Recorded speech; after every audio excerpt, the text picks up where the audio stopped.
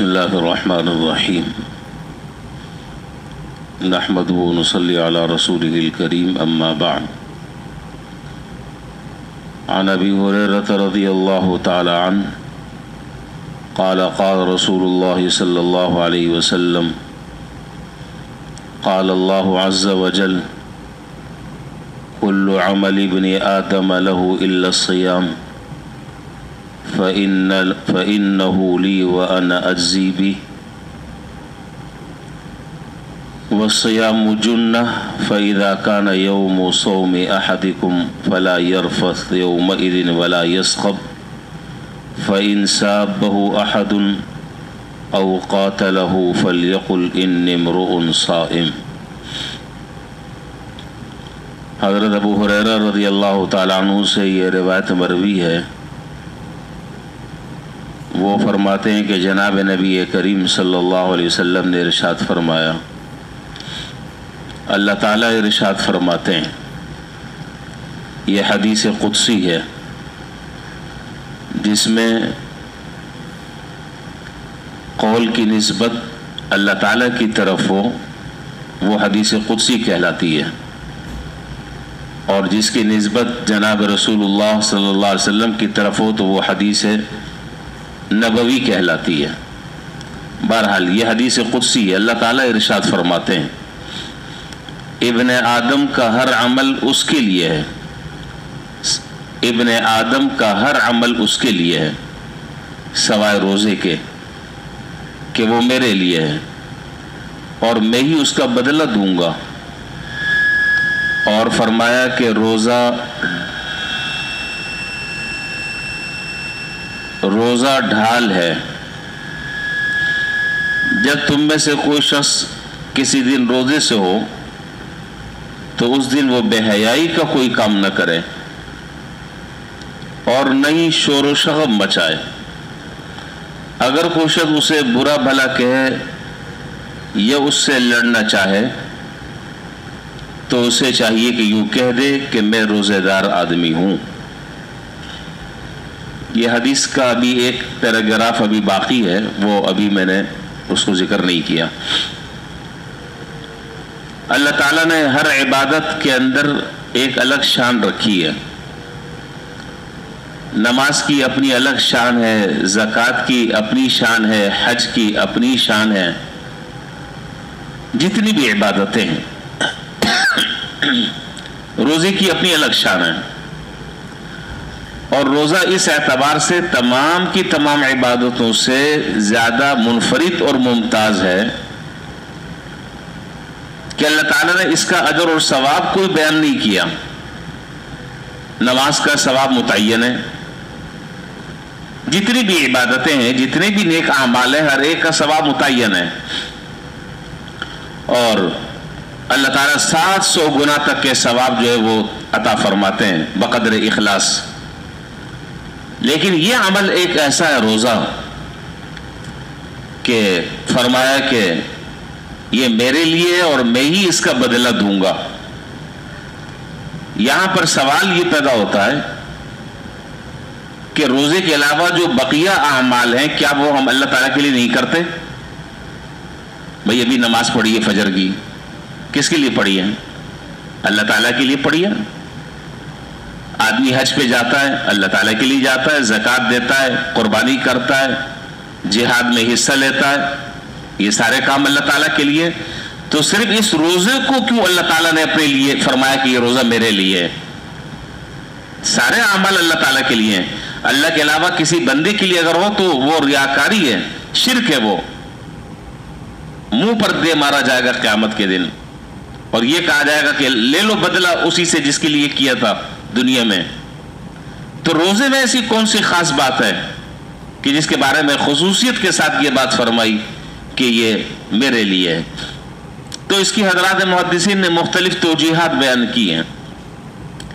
ایک توجیہ یہ بیان فرمائی کہ دیگر عبادات اور دیگر اعمال صالحہ اور روزے میں ایک بہت نمایاں فرق یہ ہے کہ دیگر اعمال صالحہ انسان کے حرکات، سکنات اور اس کے افعال سے ظاہر ہوتے ہیں۔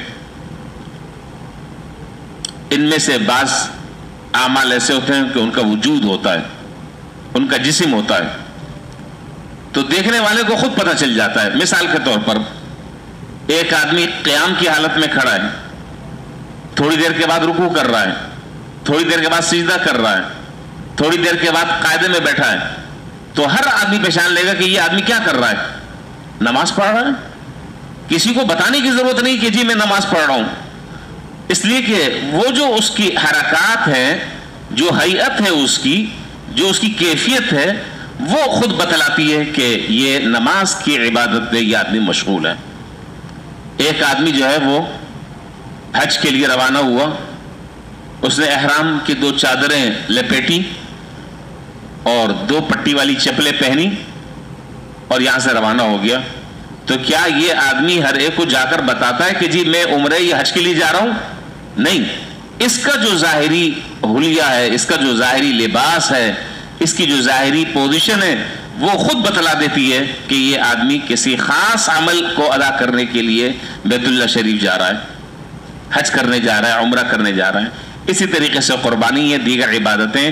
لیکن روزے کا معاملہ بڑا عجیب ہے.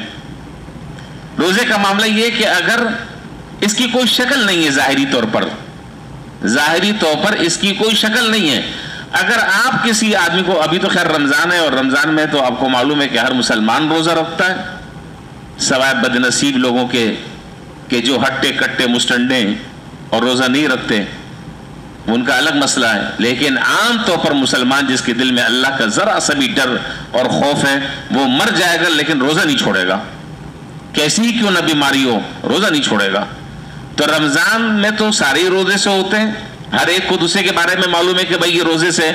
رمضان کے علاوہ اگر آپ دیکھیں تو اگر ایک آدمی نے روزہ رکھا ہوا ہو تو کوئی بھی طریقہ ایسا نہیں ہے کہ آپ اس کے بارے میں یہ معلوم کر سکیں کہ یہ آدمی روزے سے, الا یہ کہ وہ خود بتلائے کہ جی میرا روزہ ہے. اس کی کوئی علامت نہیں ہے, اس کی کوئی ظاہری, اس کا کوئی جسم نہیں ہے, اس کا ظاہری کوئی وجود نہیں ہے. یہ اللہ کا اور بندے کا معاملہ ہے, ایک بات. اور دوسری بات یہ ہے کہ جتنی بھی عبادتیں ہیں, جتنے بھی اعمال صالحہ ہیں, ان کے اندر ریاکاری کا شبہ پیدا ہو سکتا ہے. لیکن روزہ ایک ایسی عبادت ہے کہ اس کے اندر ریاکاری کا سوال ہی پیدا نہیں ہوتا. بھائی نماز میں بھی ریاکاری ہو سکتی ہے, دل میں خیال آ گیا کہ فلاں آدمی مجھے دیکھ رہا ہے, اچھا اب میں ذرا سا خشوع خضوع سے نماز پڑھوں تاکہ وہ کہے کہ بھائی دیکھو کیسا نماز میں ایسا مشغول ہے اور نماز میں ایسا منہمک ہے, فنا ہے نماز میں, کیا کہنا اس کی نماز کا. بس دل میں یہ خیال پیدا ہوا, ریاکاری آ گئی. لیکن روزے کا جہاں تک معاملہ ہے, اسی طرح دیگر اعمال صالحہ, روزے کا جہاں تک معاملہ ہے اس میں ریاکاری کا سوال ہی پیدا نہیں ہوتا. بندے کا معاملہ اللہ تعالیٰ کا معاملہ ہے. تو جب یہ عبادت اتنی خاص ہے اللہ تعالیٰ کے لیے, جس کے اندر ریاکاری کا سوال پیدا نہیں ہوتا, جس کے اندر شہرت اور نام و نمود کا سوال پیدا نہیں ہوتا, جو خالص اللہ تعالیٰ کی رضا کے لیے, کسی آدمی کو نہیں پتہ چل سکتا کہ یہ آدمی کس عبادت میں مصروف ہے, اس کا دن کس عبادت میں گزر رہا ہے, تو پھر اس کا اجر اور بدلہ اور ثواب بھی پھر اسی کی شان کے مطابق اور اسی حساب سے ہونا چاہیے. اس لیے اللہ تعالیٰ نے یہاں پر حدیث میں فرمایا کہ روزہ میرے لیے اور میں ہی اس کا بدلہ دوں گا. اب اس کے ساتھ میں نے ایک اور حدیث کا ایک جملہ میں نے ذکر کیا تھا. اپنے وعدے کے مطابق 2 منٹ باقی ہیں, میں بات ختم کر لوں گا. 10 منٹ میں نے کہا تھا تو 10 منٹ بعد. بعض لوگوں کا مستقل اصرار ہے کہ جی یہ 10 منٹ کی حد بندی چھوڑ دیں, 15 منٹ 20 منٹ بات کریں, لیکن بہرحال سب کی رعایت رکھنی پڑتی ہے. اچھا جی, ایک تو بات یہ ہو گئی, روزہ ایک خاص عبادت ہے. دوسری بات یہ ہے کہ رمضان شروع ہو گیا الحمدللہ, آپ کو معلوم ہے, اور آج الحمدللہ ہم دوسرا روزہ ہم نے رکھا ہے. چند باتوں کا اگر اہتمام کر لیا جائے تو اس سے رمضان ہمارا بڑا اچھا گزر جائے گا انشاءاللہ, اور رمضان کی جو انوارات اور برکات ہیں وہ انشاءاللہ اللہ نے چاہا تو حاصل ہو جائیں گے. نمبر 1, اب دیکھیے فجر میں ماشاءاللہ مسجد بھری ہوئی ہے الحمدللہ, اور میں تو جب یہ مجمع دیکھتا ہوں تو ہر وقت یہ دعا کرتا ہوں کہ یا اللہ پورے سال یہ مسجد اس طرح آباد رہے, اور یہ جو تیرے بندے آئے ہوئے ہیں ان کو توفیق بھی آپ ہی دیتے ہیں. اللہ ان کو استقامت عطا فرما دیں کہ رمضان کے بعد بھی ایسے ہی مجمع ہو. یہ نہ ہو کہ رمضان کے بعد جو ہے وہ تلاش کرتے رہے نمازی کہیں غائب ہو گئے, بھائی کہاں ہیں, تلاش کرو.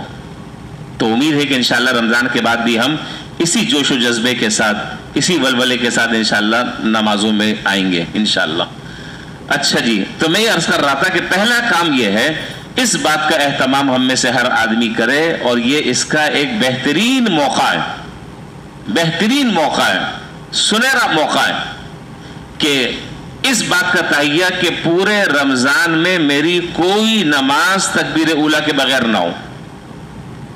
دیکھیں رمضان میں ایک ماحول ہوتا ہے, اور الحمدللہ ماحول جب ہوتا ہے تو کام کرنا آسان ہو جاتا ہے, کہ کوئی نماز ہماری تکبیر اولیٰ کے بغیر نہ ہو, اس بات کا عزم اور ارادہ کر لیا جائے. اور اس کا سب سے آسان ترین طریقہ یہ ہے کہ اذان ہوتے ہی نماز کی تیاری شروع کر دیں. ہم گھڑی نہ دیکھیں کہ ابھی 5 منٹ باقی ہیں, ابھی 10 منٹ باقی ہیں, ابھی پہنچیں گے. اذان ہوئی اور قدم ہمارے چلنا شروع ہو جائے مسجد کی طرف. تو کم سے کم نماز کا اہتمام, تکبیر اولیٰ کی میں بات کر رہا ہوں, نماز قضا کرنا اللہ نہ کرے, نماز تاخیر سے پڑھنا, اس کی تو بات ہی نہیں ہو رہی.